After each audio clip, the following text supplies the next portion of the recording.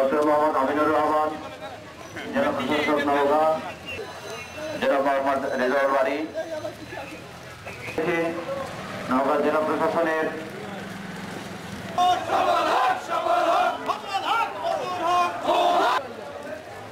এগিয়ে যাবে বাংলাদেশ মানিক শ্রমিক গর্ভদেশ।